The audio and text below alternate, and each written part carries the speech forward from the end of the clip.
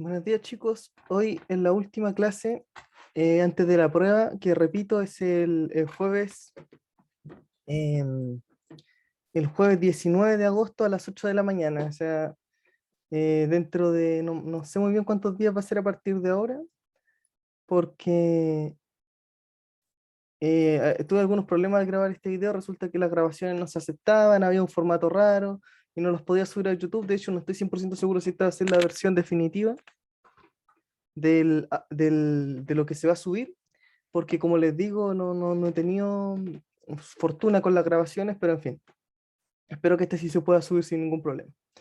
Em, Hoy va a ser la última clase en la cual vamos a ver tres ejercicios que son bastante interesantes y que aplican varios conceptos de la materia que tenemos.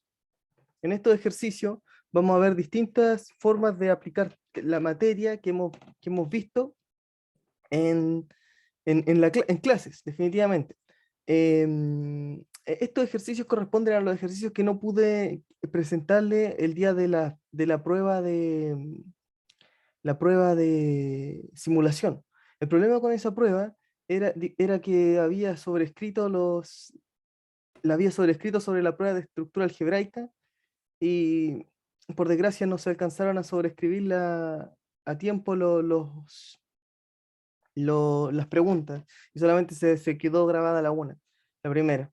Entonces eso fue un error mío, pero aún así le entregué ejercicios distintos, pero los de ahora son los que corresponderían a los otros tres ejercicios de la que sería la prueba.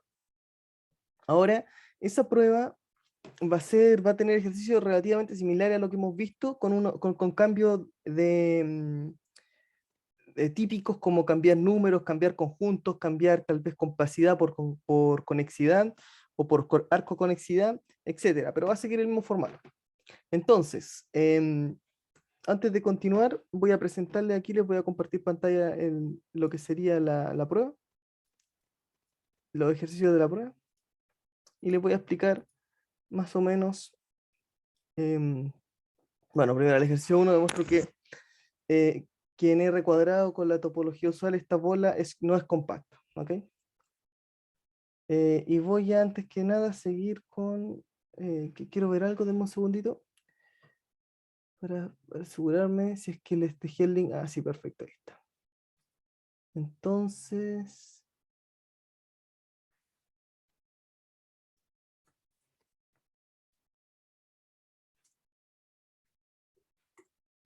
ya, estamos listos. Les pido disculpas por eso. Entonces, el ejercicio 2 consiste en lo siguiente. Sean X e Y espacios topológicos compactos. Demostrar que el producto cartesiano X cruz Y es compacto con la topología producto. ¿Ok? Recordemos que la topología producto viene caracterizada por los abiertos A cruz B, donde A es un abierto en X y B es un abierto en Y. Por lo tanto, para ver que un espacio compacto con la topología producto hay que darse un cubrimiento en donde un cubrimiento de la forma unión de los I en J de los C sub I, cubrimiento de X cruz Y, donde los C sub I son de la forma A sub I cruz B sub I, donde donde los A sub I son abiertos en X y los B sub I son abiertos en Y. Esto es por definición de topología producto. ¿Ok? Además hay que tener en cuenta de que J no es necesario describirlo, en general sí, uno debería decirlo, donde J es un conjunto de índices. En algún, em, ¿cómo se le decía? Es conjunto direccionado, si no me equivoco. Entonces, es decir, un conjunto con un orden. Entonces, lo importante aquí es notar que el C sub I es una unión de A sub I cruz B sub I. ¿Ok? Es decir, esto es como que tomaran Deme un segundito. Aquí está. Es como que tomaran la bola, ¿sí? Perdón, un R, donde en R los intervalos abiertos son los que definen los conjuntos abiertos, y consideraran en R cuadrado simplemente los cuadrados, ¿ok? Los cuadrados que no tienen lados, es decir, solamente el interior del cuadrado, ¿ok? Esto es bastante interesante porque me permite definir, recordemos que la topología dada por los cuadrados es equivalente a la topología dada por los círculos, ¿sí? Uno puede demostrar que una está contenida en una y la otra está contenida en la otra. ¿sí? Eso lo hicimos. Bueno, no lo hicimos nosotros. Ustedes lo hicieron mediante un ejercicio que les dio el profesor anterior, donde demostraban que cada una era una base de la topología de la otra, porque cada un cuadrado con círculo abierto se podía contener en un cuadrado abierto. Por lo tanto, en un principio, la topología de abiertos, dada por la métrica usual en R, está, es técnicamente la misma que la topología de producto, porque si bien las métricas en un principio no son exactamente las mismas, lo que sí ocurre es que los abiertos en una van a ser igual a los abiertos en la otra, y por lo tanto los compactos en una van a ser los compactos en otra, etcétera, y los cerrados y los conexos también, la misma idea. ¿Ok? Entonces, esta es la idea de una topología de producto en general. Y por esa razón tenemos que probarlo con este resultado. Noten que es mucho más fácil probar que un conjunto es compacto aquí, ¿m? Porque un cuadrado cerrado va a ser compacto directamente por ser el producto de dos compactos. En, en R cuadrado, lo que hay que hacer para demostrar que un cerrado es compacto, perdón, que un cuadrado es compacto, es hacerlo por definición. Es decir, ver que toda sucesión posee una sucesión convergente.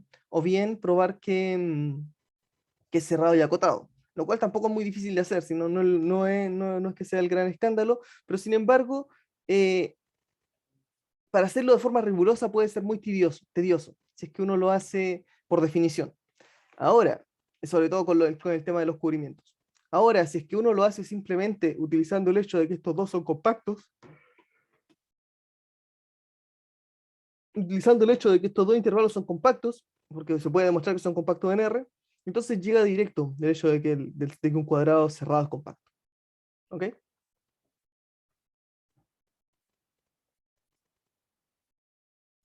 Vale.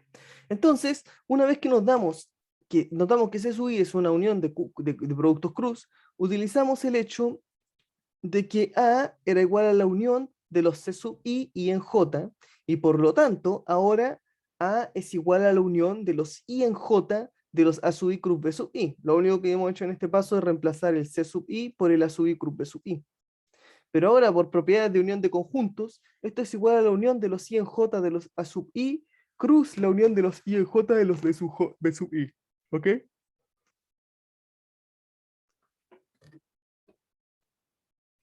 Ahora, ¿qué hacemos? Eh,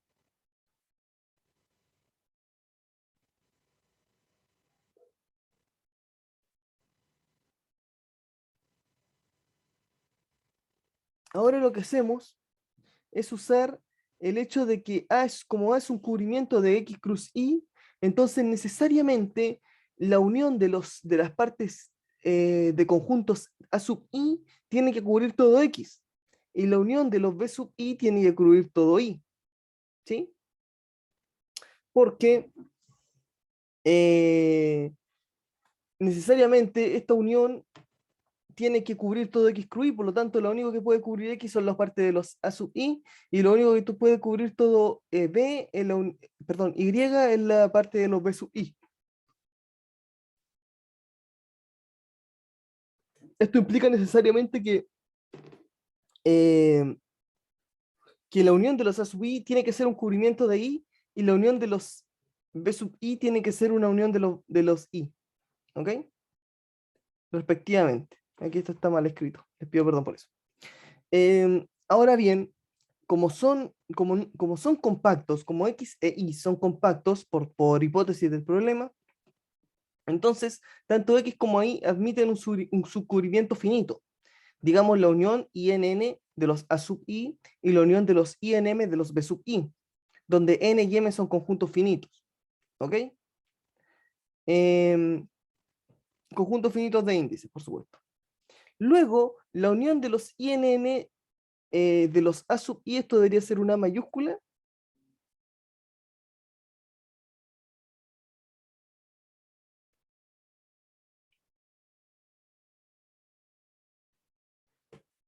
Bueno, la unión de los A sub I, cruz B sub I, denme un segundo, tengo que cambiar esto.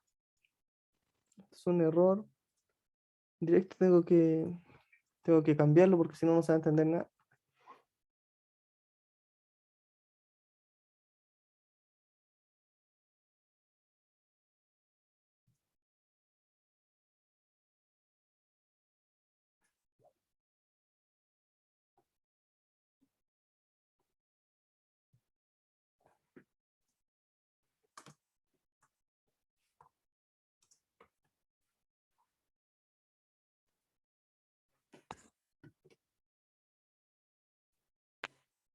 Sí que había corregido estas cosas.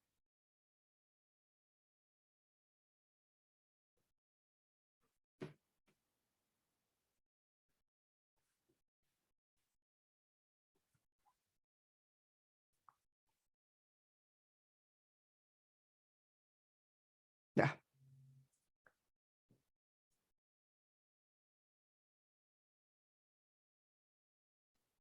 ¿ok? Entonces, como estos son uniones de conjuntos finitos de índices, entonces necesariamente se va a tener que se va a tener que la unión de los INN, de la unión de los INM de los A sub I cruz B sub I es un cubrimiento finito de A y por lo tanto X cruz es compacto. ¿Ok?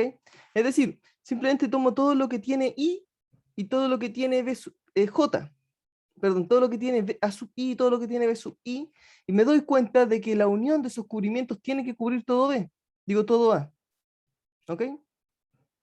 Ahora que me acabo de dar cuenta que hay un error bastante gigante, denme un segundo.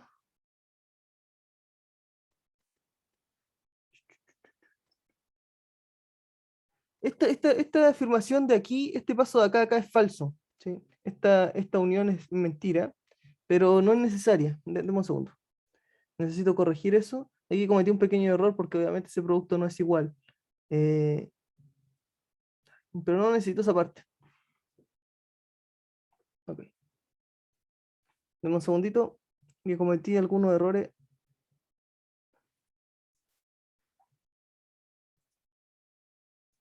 Aquí está, vale. Tenemos que A es igual a la unión de los I en J de los A sub I cruz B sub I. Estamos aquí, ¿ok? Entonces, ¿estoy compartiendo pantalla? Sí, sí, estoy compartiendo. Entonces, como esta unión es igual a esto, lo que se va a tener en general es que la parte que tiene los A sub I, o sea, la unión de todos los A sub I, tienen que formar un cubrimiento de X, porque esto de acá, este cubrimiento A, forma un cubrimiento de A cruz B, de X cruz I, perdón. Pero la única forma de que eso, la única forma de que este producto cubra X es que la unión de los A sub I cubra X, y que la unión de los B sub I cubra Y, ¿sí? Entonces, por eso digo así. Entonces, necesariamente la unión de los A sub I y la unión de los B sub I son cubrimientos de X e Y respectivamente. Respectivamente, aquí lo escribí mal también. Dame un segundo. Respectiva, respectivamente.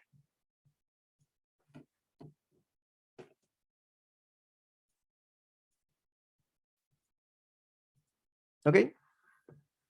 Entonces, como X e Y son compactos, existe un subcubrimiento finito de la unión de los A sub I y un subcubrimiento finito de la unión de los B sub I.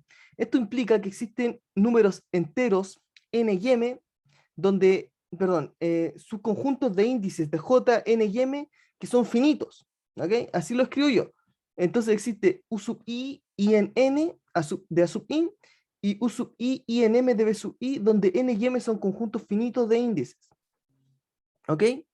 Luego, perdón. Luego, la unión de los INN de la unión de los INM de los A sub I cruz B sub I es un cubrimiento finito de A. ¿Sí? Simplemente tomé los índices que me convenían. Y eso termina la demostración. ¿Ok? ¿Se entiende?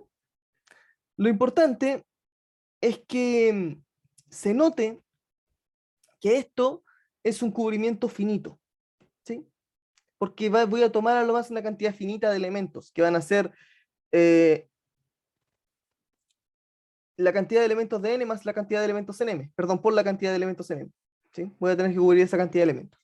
Lo importante que noten aquí es que, primero que nada, en esta demostración, que si se fijan es bastante sencilla, lo que me demuestra es que un conjunto es compacto con la topología, incluso con la topología de la métrica euclidiana, porque recordemos que son equivalentes, ya dado que todo abierto con la topología de cuadrados se va abierto con la topología de círculos. Esto significa naturalmente que, que rigurosamente hemos demostrado que un cuadrado es compacto en R cuadrado, ¿sí? Con la topología usual.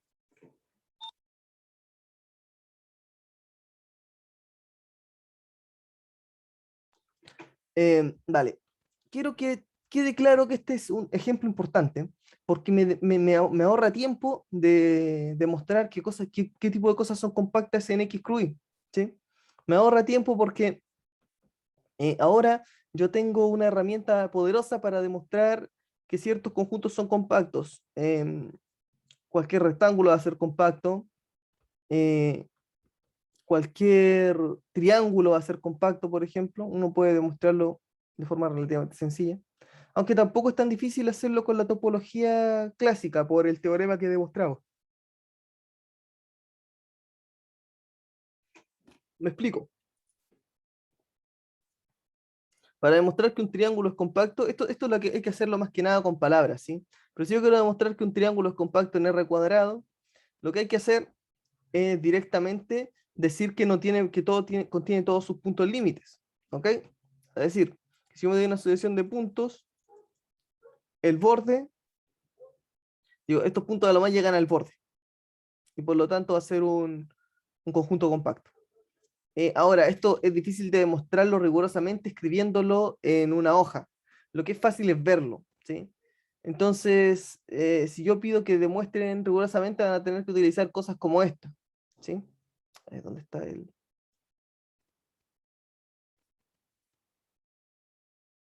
Van a tener que usar herramientas como esta, que es el producto cartesiano de conjuntos compactos de compactos. Y eso, esa es la idea principal de esta demostración. Cualquier duda me la pueden mandar al email. Mm. Ok. Entonces, nuevamente repaso una vez más la idea de la demostración.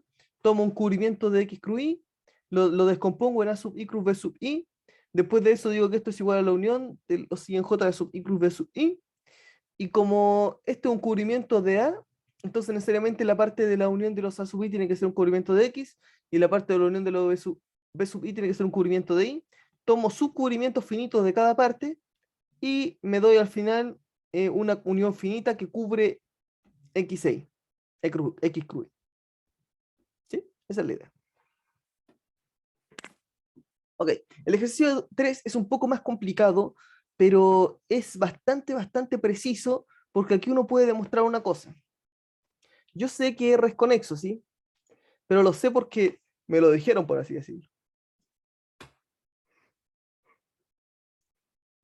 ¿Cómo yo puedo demostrar que R cuadrado es conexo? Perdón, R es conexo porque R se puede expresar como el intervalo menos infinito, más infinito. ¿Sí? Entonces, este es un intervalo, tiene todas las propiedades de intervalo en R. Contiene cada par, contiene cada subintervalo, por así decirlo. Por lo tanto, R es conexo. ¿Vale? Una forma de probar que R cuadrado es conexo, R cuadrado es conexo,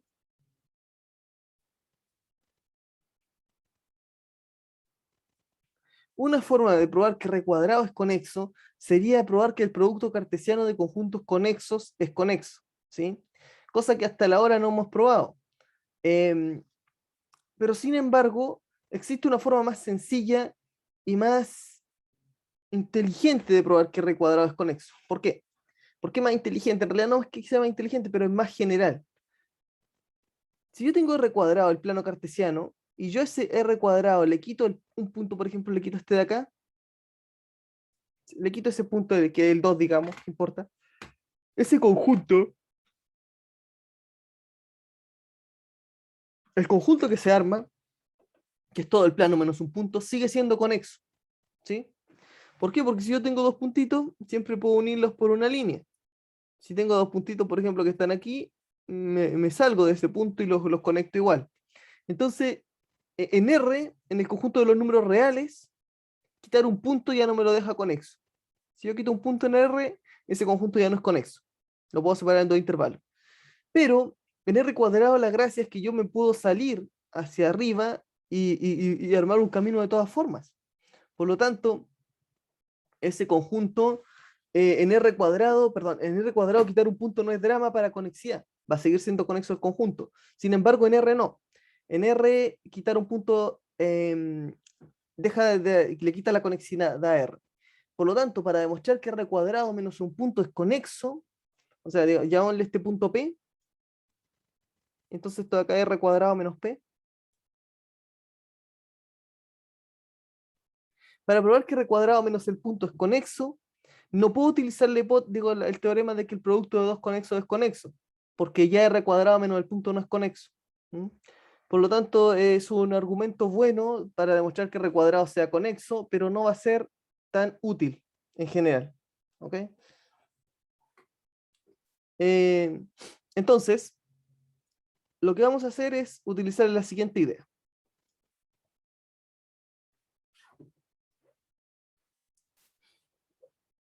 Tenemos que vamos a demostrar que R cuadrado menos un punto es conexo a caminos. ¿Ok? O sea que dado dos puntos, yo siempre puedo, ¿cómo se llama esto? Dado dos puntos en R cuadrado menos un punto, siempre puedo conectarlos. ¿Ok? ¿Y cuál es la idea? La idea es la siguiente. Tengo R cuadrado menos el punto. Digamos que este es el punto P, que no lo estoy considerando. Entonces, si yo me doy dos puntos, X, Y, yo siempre puedo conectarlos mediante una línea recta. ¿Sí?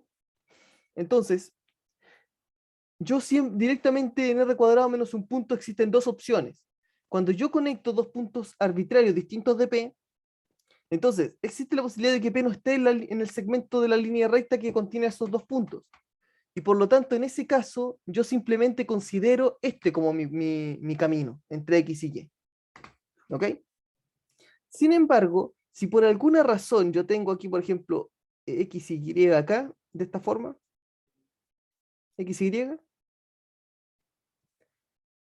si por alguna razón la línea recta que conecta estos dos puntos X y Y pasa por el punto P, entonces lo único que tengo que hacer es considerar un punto Z y que sea distinto de X, Y y P, e irme de X a Z y después de Z a Y. ¿Sí? Entonces este nuevo camino no va a pasar por P y entonces va a estar contenido en R cuadrado. ¿Sí? Entonces, independientemente de que el punto pase por P o no, digo, de que la unión de la línea recta entre X y Y pase por P o no, yo siempre me puedo construir un camino distinto que pase por, digo, que me conecte X y Y.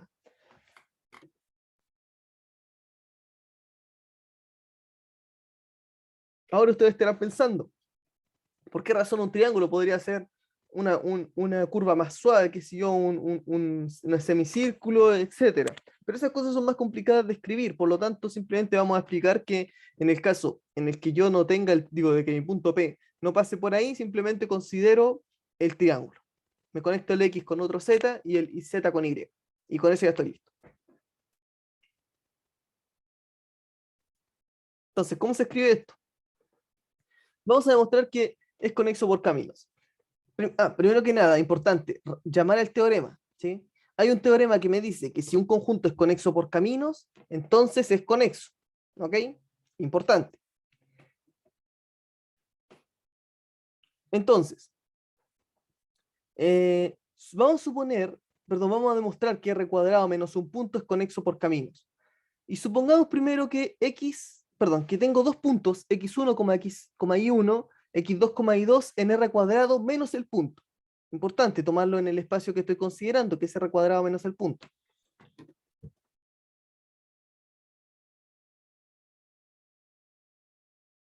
Perdón. Y supongamos primero que x1 es estrictamente menor que x2.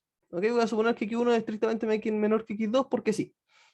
Entonces, lo que vamos a hacer es definir la función del intervalo x1, x2 hasta r cuadrado menos el punto, dada por f de t igual a t por y2 menos y1 partido por x2 menos x1 por t menos x1 más y1. Ahora uno se preguntará, ¿por qué? ¿De dónde saqué esta función tan rara? Bueno, pues la respuesta en realidad es bastante sencilla. Lo que pasa es que si yo tengo el plano cartesiano, yo quiero agarrar dos puntos de coordenadas x1, y1, y acá x2, y2. Entonces yo sé que la ecuación de la recta viene dada por y menos y1 es igual a y2 menos y1 partido por x2 menos x1 por x menos x1. Y si se fijan, esta ecuación de la recta es exactamente lo mismo que yo tengo acá. La única diferencia es que la parametricé por un valor t, porque ahora quiero dar las coordenadas x e y. Por lo tanto, necesito darme un valor t que me represente la función, ¿sí? F de t, entonces en realidad t va a ser igual a x. Solamente que estoy parametrizando por un valor distinto, por lo tanto necesito darle un valor que no sea x. Puede ser x, en realidad es solamente una letra que representa un símbolo. Pero sin embargo aquí por lo general se hace con una letra distinta, en este caso t. Así como cuando parametrizábamos el círculo, decíamos que era igual a coseno de t más pi seno de t. La misma razón. Podríamos haber puesto ahí un x. Aquí también se puede poner un x, pero da igual. La idea es dejar esto, se hace así por lo general para que sea más bonito.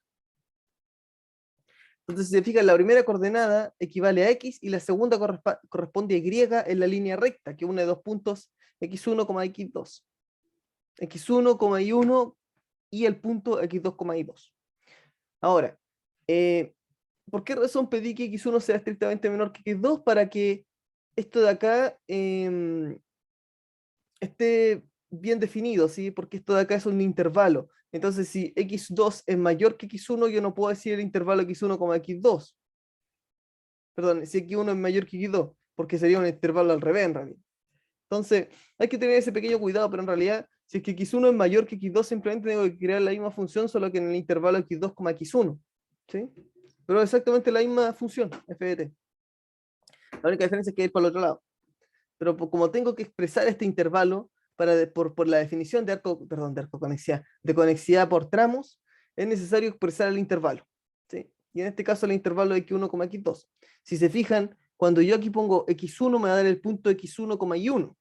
Y cuando pongo aquí t por x2 me queda el punto x2, y2, si es que reemplaza. Por lo tanto, esto funciona muy bien, ¿sí? Va del intervalo x1, x2, donde x1 es el punto extremo del segmento y el otro es el otro punto extremo. Y la función funciona perfectamente. El, el- la función. Esto es una función continua porque por cálculo 1, básicamente. ¿Sí? Es una función continua por cálculo en varias variables, de hecho, cálculo 3. Y es una función em, que va de un intervalo hasta r cuadrado. Entonces, por definición, esto hace que la función sea, ¿cómo se llama esto? Con, con- conexa por caminos, es decir. Y con eso estoy listo. Ahora, falta un punto solamente, es que ¿qué pasa cuando x1 es igual a x2? Que también hay que verlo. Por último, entonces, esto si es que no lo ponen en una prueba está mal. Sí tienen que poner x1 igual a x2, que es el último caso que nos queda. Si x1 es igual a x2, entonces consideramos f desde y1, y2 hasta r cuadrado menos p dada por f de t igual a x1, t. ¿Ok? x1 igual a x2, así que no importa. Literalmente, lo que se está haciendo en este último caso es lo siguiente. Voy a hacer el dibujo para que se entienda. Tengo x1, t. Tengo dos puntos que están en una línea vertical. ¿Sí? Entonces quiero conectarlo de esta forma, los puntos. Ahora, lo que hago en este caso es lo siguiente. Agarro x1 lo dejo fijo. O sea, la función f de t que me describe esta línea recta es igual a x1. No hay variable en la primera coordenada, porque la primera coordenada es constante. ¿Sí? Pero la segunda coordenada no es constante. Y depende completamente de y. ¿Sí? Entonces, la segunda coordenada tiene variable y que depende solamente de y. Por lo tanto, va a ser un t. Ujú. Donde t va a ir entre la coordenada de acá y 1 y la coordenada de acá y 2. Por lo tanto, en este caso, eh, lo que se hace es cambiar el intervalo I1 y 2. Es decir, la coordenada t va a ir desde I1 hasta I2 y simplemente va a ser la coordenada t directamente, tal y como se puede apreciar en el dibujo. Entonces aquí también hay que tener un cuidado porque si es que uno es mayor que I2, entonces hay que, ¿cómo se llama esto? Hay que cambiar si uno es igual a I2, tengo que cambiar el sentido de este intervalo, ¿sí? Entonces aquí en un principio hay que dar, si es que I1 es igual a I2, es mayor que I2, entonces pasa esto, si es que I1 es menor que I2, entonces pasa esto. Pero en realidad no es necesario porque se sobreentiende, ¿sí? Solamente quiero que quede claro que hay que suponer que I1 es mayor que I2 en este caso. No lo hice, pero sin embargo aquí I2 es mayor que I1, ¿ok? Para que esto sea un intervalo. Igual que acá X2 era mayor que X1. Ahora en la prueba, si es que no voy a castigar tanto que no pongan esto, pero deberían ponerlo por formalidad, ¿sí? Para que sea más formal. Y aquí de hecho debería construirse una nueva función en el caso de que uno sea mayor que I2, para que sea más formal simplemente. Pero en realidad se entiende y imagino que todos ustedes entienden la idea. ¿Ok?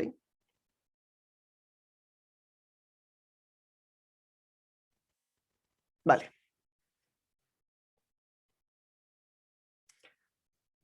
Muy bien. Entonces, ¿cómo sigue? Entonces, yo siempre puedo crear un camino entre x1, entre el punto x1, y y el punto x2, y 2. ¿Ok? ¿Qué pasa? Que si P no está en dicho camino, entonces este es el camino que podemos usar, que era lo que les venía explicando en el dibujo. Si es que justo ocurre que P no está no está en el camino, entonces ese es el camino que está contenido en R cuadrado menos el punto y que me conecta los dos puntos. Si es que por alguna razón P se encuentra en este segmento, en el segmento que está descrito por esta función continua, entonces lo que tengo que hacer es tomar otro punto, y esto es lo que digo acá, entonces podemos crear un camino conectando estos puntos con un tercer punto y formando un triángulo. Por lo tanto, siempre es posible crear un camino. ¿Ok? Ahora, lo que tendrían que hacer en un principio es crear la función nueva, pero no es necesario, porque ya se vio que esa va a ser la composición de dos funciones continuas y por lo tanto va a ser continua. ¿Sí? Entonces eso es suficiente. Voy a componer dos funciones continuas que me van a formar un triángulo. Entonces basta con que digan algo de este estilo. Aquí me equivoqué, permiso, voy a corregirlo para que se suba bien después.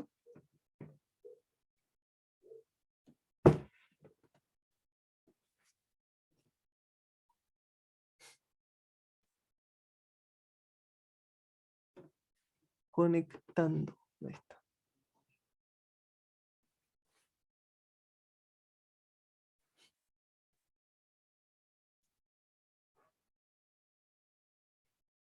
¿Ok?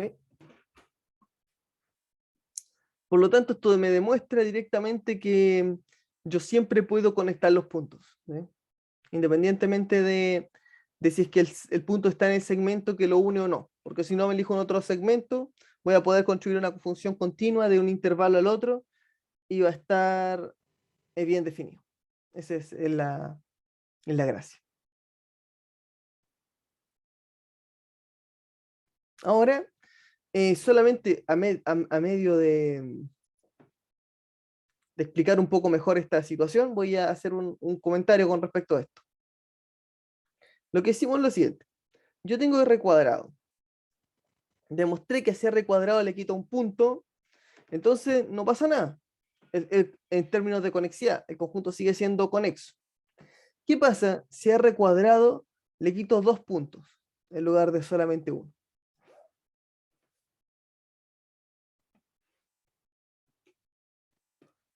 Entonces lo que pasa es que sigue sin afectar la conexidad, va a seguir siendo conexo. ¿Por qué? Porque si yo me doy dos puntos cualquiera de acá, entonces ocurre la siguiente opción. O bien uno de estos puntos, o bien ninguno de estos puntos está, o bien hay por lo menos uno que sí está. Imaginemos que entre estos dos puntos sí está este punto de aquí, el punto P1. Entonces hago lo mismo, ¿sí? Me doy otro punto tal que este no esté.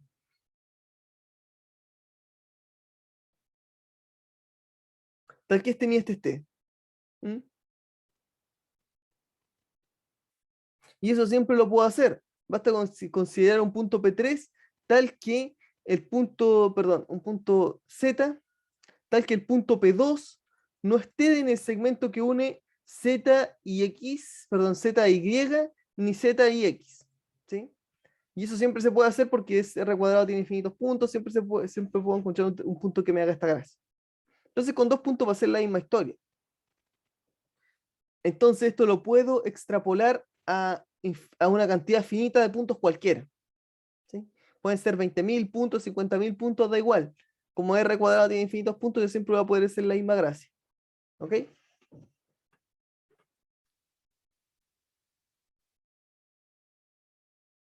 Ok. Entonces, como yo siempre puedo hacer la misma gracia, la pregunta es, no sé si la lógica, pero la más natural, es que ¿qué pasa si en lugar de tener una cantidad finita, tengo una cantidad infinita de puntos? Obviamente eso va a fallar, porque puedo quitar simplemente todo R cuadrado, y eso me queda vacío. Aunque el vacío sí se puede decir que es conexo. Em, pero lo importante es que eh, si es que en lugar de quitar una cantidad infinita, quitemos una cantidad numerable de puntos. ¿Podré extender el caso finito al caso numerable? La cosa es la siguiente. En R cuadrado, si quito una cantidad infinita de puntos, digamos, quito toda esta línea recta que pasa por el 2, ¿sí? Quito todo lo que esté en esa línea recta horizontal, entonces eso ya no es conexo, porque voy a poder separar en todo el plano que va para detrás, por delante del 2 y el que va por detrás del 2. Y eso no va a ser conexo porque eso van a ser dos conjuntos abiertos, disjuntos. Por lo tanto, quitar una cantidad infinita de puntos no funciona. Lo que sí funciona es una cantidad numerable de puntos. Si yo tengo R cuadrado y quito una cantidad numerable de puntos, entonces la pregunta sería, ¿eso es numerable? Perdón, ¿eso es conexo? Y la respuesta es que sí, sí es conexo. Ahora, ¿cómo yo lo hago? La respuesta tiene que ver con el hecho de que, bueno, es algo complicado de explicar, pero imaginemos que esa cantidad numerable está en una recta horizontal. Independientemente de que sea numerable o no numerable, lo importante es que yo, si es que me doy dos puntos aquí, yo siempre puedo atravesar la recta, siempre y cuando yo, cuando conecte con la línea, pase por un punto que no está en la recta. ¿Sí? Eso siempre lo puedo hacer porque eh, esta recta no es enumerable, perdón, esta recta es no enumerable, la cantidad de puntos que hay en la recta son enumerables, pero la cantidad total de puntos de la recta son no numerables, ¿verdad? Es una cantidad isomorfa R. Por lo tanto, este punto yo siempre puedo pasar por un puntito por aquí, ¿cómo se llama esto? Por una rendija que me quede. Pero eso implica que va a ser conexo a tramos, porque yo siempre voy a poder conectar dos puntos cualquiera.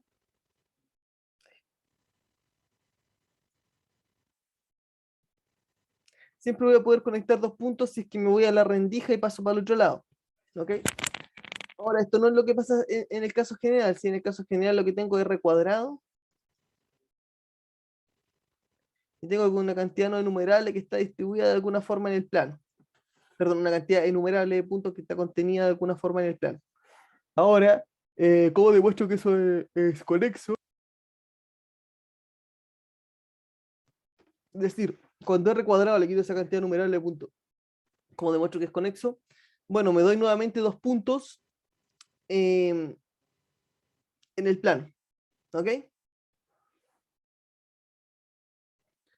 Entonces, lo que hago es estos puntitos esta cantidad numerable de puntos que me quedó, lo que consigo es, bueno, si es que conecto estos puntos y en la línea recta hay un solo punto no numerable que me agarra la recta, que pasa por la recta, o una cantidad finita de puntos que pasan por la recta, entonces elijo otro tal que el puntito se escapa de la línea recta, ¿sí? Y que no pasa por ninguno de los otros. Y entonces, ahora puedo hacer esto así. Puedo conectar este con el de acá y este con el de acá.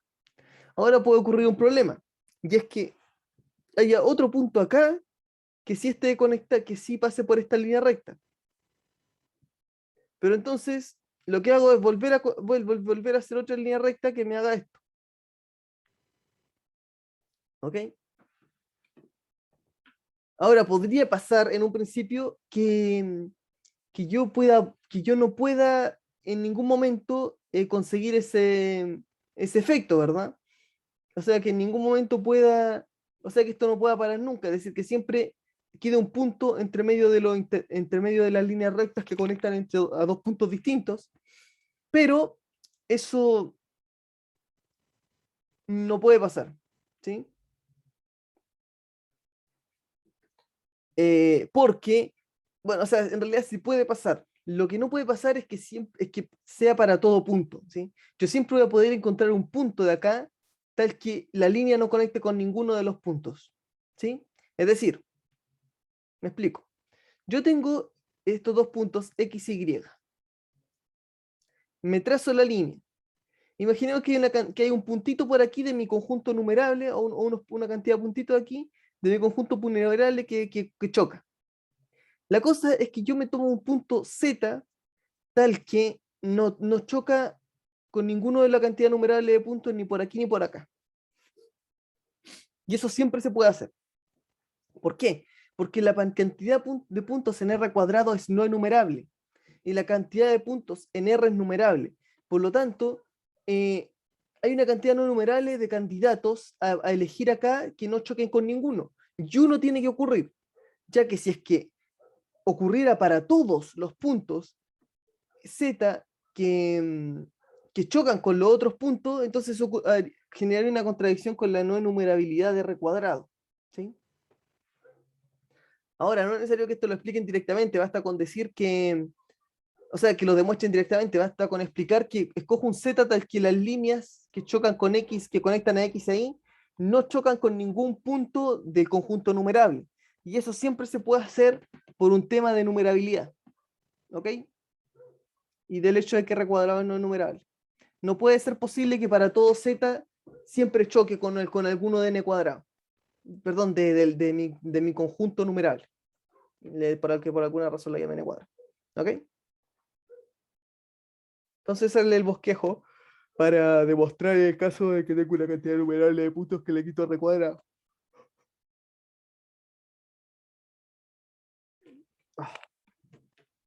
Entonces, conclusión. R cuadrado, bueno, en realidad la conclusión de esto es que R cuadrado menos numerable de puntos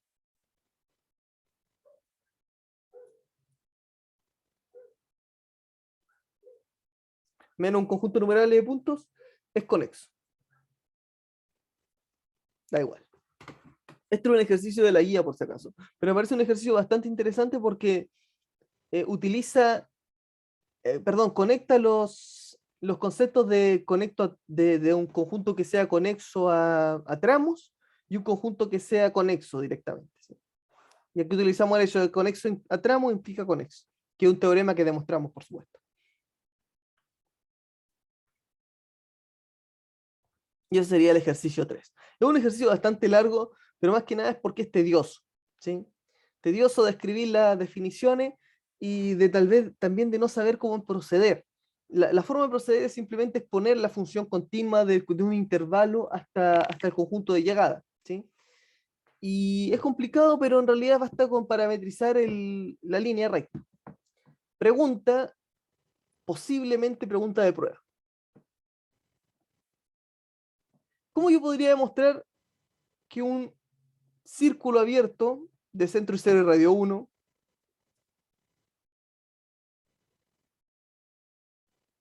es conexo?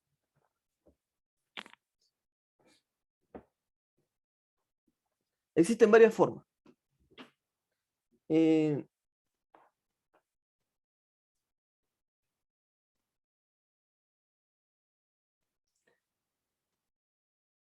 pero una de las formas en la que se puede demostrar que un círculo de centro 0 y radio 1 es conexo, es demostrar que, vamos a llamar esto S1, ¿ok? Un círculo de centro 0 y radio 1. Yo puedo demostrar que S1 es homeomorfo a R cuadrado, ¿ok? Es decir, que un círculo abierto de centro 0 y radio 1 es homeomorfo a R cuadrado. O sea que existe un homeomorfismo, una función bicontinua que me lleva S1 hasta R cuadrado. La demostración de eso no es tan sencilla como parece, pero consiste en ampliar el círculo, ¿sí? Es decir, yo tomo un elemento del círculo y lo mando a su amplificación por algún número, ¿ok? Eso, si es que uno lo hace con mucho cuidado, que no recuerdo muy bien cómo era la demostración, uno puede llegar a demostrar que este círculo es homeomorfo al R cuadrado, ¿sí? Así como uno puede demostrar que el intervalo 0,1 es homeomorfo a R. Solo que en este caso los nuevos, el infinito sería el 1 y el menos infinito sería el 0. En este caso, el infinito es el borde del círculo. Uno puede efectivamente, como les digo, demostrar que el intervalo, un círculo de centro 0 y radio 1 abierto es homeomorfo a R cuadrado. Ahora, ¿cómo les puede ayudar eso a demostrar que esto es conexo? Imaginemos que esto lo tenemos porque se los doy de datos en la prueba. Utilice que esto es homomorfo a R cuadrado para demostrar que es conexo. ¿Cómo lo pueden hacer? Simple. El homeomorfismo preserva conexidad. Si un conjunto es homeomorfo a otro y el otro es conexo, entonces la conexidad se pasa al conjunto homeomorfo. Y esa era una de las ideas de homeomorfismo, que preserve las propiedades topológicas de los conjuntos. En este caso, yo tengo directamente que la la bola abierta de centro 0 y radio 1 es homeomorfa, perdón, es conexa, porque es homeomorfa a R cuadrado y R cuadrado es conexo. ¿Ok? Entonces es un ejercicio que sale directamente.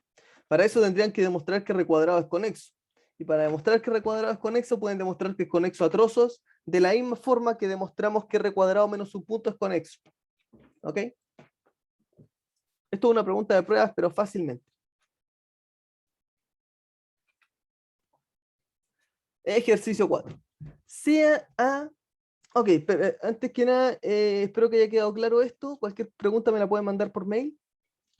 Y ahora vamos con el último ejercicio, que es un ejercicio que no creo que lo meta en una prueba, pero sin embargo es un ejercicio que es interesante de ver porque aplica muchos conceptos de los cuales hemos visto en cuanto a conexidad. ¿Ok? Recuerden que van a hacer dos ejercicios de conjuntos compactos y dos ejercicios de conjuntos conexos. Un ejercicio de conjunto compacto es el que ya vimos, el otro es el 2, y también tenemos el 3 y el 4, que son de conjuntos conexos. Entonces, son dos de ejercicios de conjuntos compactos y dos de conjuntos conexos. ¿Ok? Entonces, sean A y B ambos conexos. A contenido en B. Este es el ejercicio 4. Y supongamos que U y V forman una separación de B menos A. Demostrar que A unión U y A unión B son ambos conexos. ¿Ok? Entonces, vamos a bosquejar esto.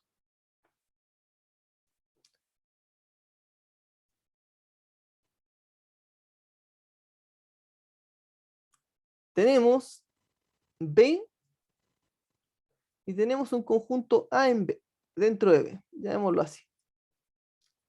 Ese circulito adentro de A. Entonces, B menos A se puede separar en un conjunto U y un conjunto V. ¿Ok?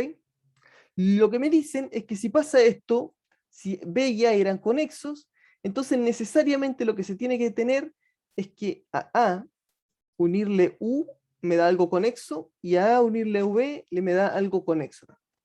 ¿Ok? Entonces, la demostración es por contrarrecíproco.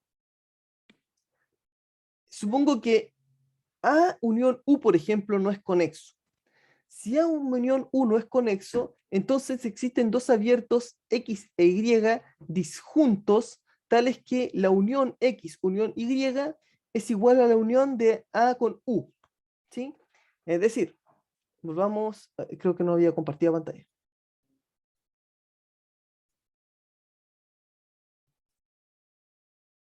Ay, se me pegó esta cosa. Aquí está.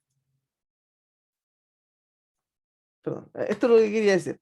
En efecto, supongamos que A unión 1 es conexo, que uno de estos dos no es conexo. Entonces, por ejemplo, supongo que este no es. Entonces tienen que existir dos abiertos X, Y disjuntos tales que X, unión, X unión Y es igual a unión U.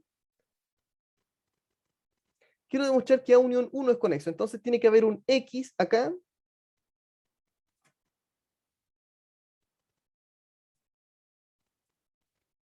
E Y, tales que al unirse me dan A unión U. Pero el problema es que U está contenido en B menos A. Por lo tanto, necesariamente U no tiene puntos de A. U tiene que ser disjunto con A. ¿Ok? Esto implica necesariamente que en realidad mi conjunto X, que forma parte de la separación, no puede ser de este estilo. ¿Sí? Porque fíjense, que si es que este conjunto X y Y son disjuntos, entonces, al estar esto con perdón, al meter esto en U y en A, y tener una intersección con A y con U, imaginemos que de esta forma que X tiene una intersección con A, y tiene una intersección con U, entonces yo al tratar de unirlos, nunca voy a poder rellenar todos los espacios de U y A, porque eh, el conjunto X, perdón, el conjunto Y es disjunto con A, ¿sí? Entonces eso es un problema porque no me permite generar la conexión entre X e Y, ¿sí? Fíjense bien en el dibujo. La única forma de que esto pase es que aquí sobren pedazos, ¿verdad? O sea que de alguna forma X unión A sea un abierto, ¿sí? Necesariamente. Por lo tanto, la conclusión de esto es que como el U y A son disjuntos, necesariamente al encontrar dos disjuntos que los unan, necesariamente uno va a tener que ser el otro, ¿sí? Me explico.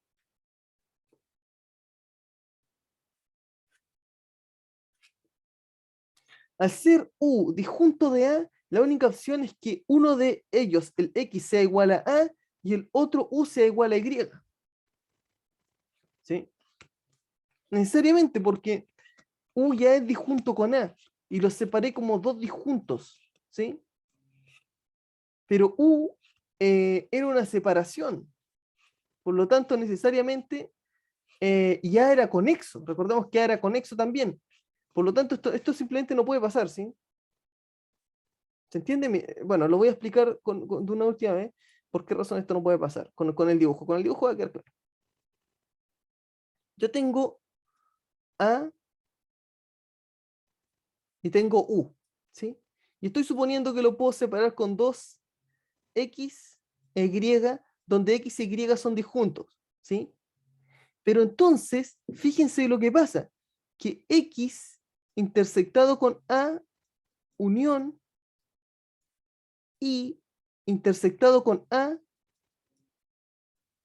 o sea que la parte de acá con la parte de acá me generan una separación en A, ¿sí? Porque va a ser X intersectado con A, unión Y intersectado con A. Pero esto me va a generar una separación en A. Y eso no puede ser porque A es conexo. Por lo tanto, la conclusión es que esta separación no puede existir. Perdón, la conclusión de esto es que necesariamente X no puede intersectar a A e Y no puede intersectar a la vez. No puede intersectar los dos a la vez. ¿Mm? La intersección de X con A tiene que ser vacío. Y eso implica que X tiene que estar completamente contenido en U. ¿Sí? Y por lo tanto, Y tiene que contener a todo A. Tiene que ser algo de este estilo. Y es todo esto. Pero eso va a ser equivalente a decir que X, perdón, a que A, perdón, eso va a ser equivalente a decir como que X es igual simplemente a toda la parte de arriba de U y a toda la parte de abajo. ¿Sí? Por lo tanto, podemos suponer que X es igual a y U es igual a Y. Es decir, que la separación era simplemente A y X y A. ¿Ok? Entonces, esto implica que la separación venía dado por A y U. ¿Ok? Y entonces, necesariamente A va a tener que ser un abierto, porque recordemos que correspondía a la unión de dos abiertos. ¿Sí? Por lo tanto, A va a ser abierto dentro de esa topología. Ahora, A unión U va a ser abierto. ¿Sí? Por lo tanto, B y A unión U formarían una separación de B, en este caso. Porque A unión U unión V me da todo B. Porque U unión V es todo B menos A. Y B menos A unión A me da B, obviamente. Por lo tanto, esto implica que U tiene perdón, esto implica una contradicción porque me está diciendo que B se puede separar, pero B por hipótesis es conexo. Voy a dibujarlo otra vez. Tenemos B, tenemos A, tenemos U y tenemos V. Lo que estoy diciendo es lo siguiente. Si yo puedo separar U y A, entonces lo que va a pasar es que esa separación no puede tener, ninguno de los dos puede tener fragmentos de X, de A y de U, perdón. ¿Sí? Porque si eso pasara, entonces yo podría conseguir una separación de A, pero A es conexo.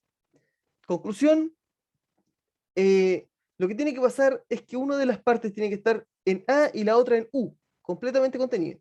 Pero eso va a ser equivalente a que que la única separación posible sea U y A. ¿Sí? Recordemos que ya estaban separados porque U intersectado con A era vacío. Entonces, en realidad la separación es X e Y. Y por lo tanto podemos decir que estos dos son abiertos, que al unirlos me dan un abierto. ¿Sí? Por lo tanto, yo puedo separar el conjunto B en X unión U, perdón, en U unión A y V. Y eso me da una separación de B en dos fragmentos, que va a ser esta parte de acá y esta parte de acá. Pero eso es imposible porque habíamos asumido que B era conexo. Conclusión,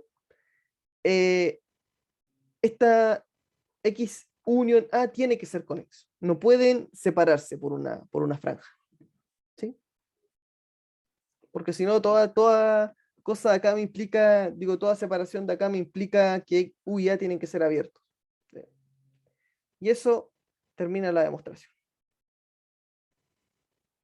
Ok, chicos, esta sería la clase asincrónica de hoy. Espero que haya quedado bien claro el ejercicio, especialmente el 2 y el 3, que son los más interesantes para la prueba. El ejercicio 3 es muy probable que parezca algo similar. El ejercicio 4 está bien que lo revisen, pero dudo mucho que aparezca un ejercicio similar a este en la prueba, porque es un ejercicio más técnico de mucha teoría, ¿sí? De hecho, aquí me faltó una pequeña, tal vez una pequeña acotación. Dame un segundo.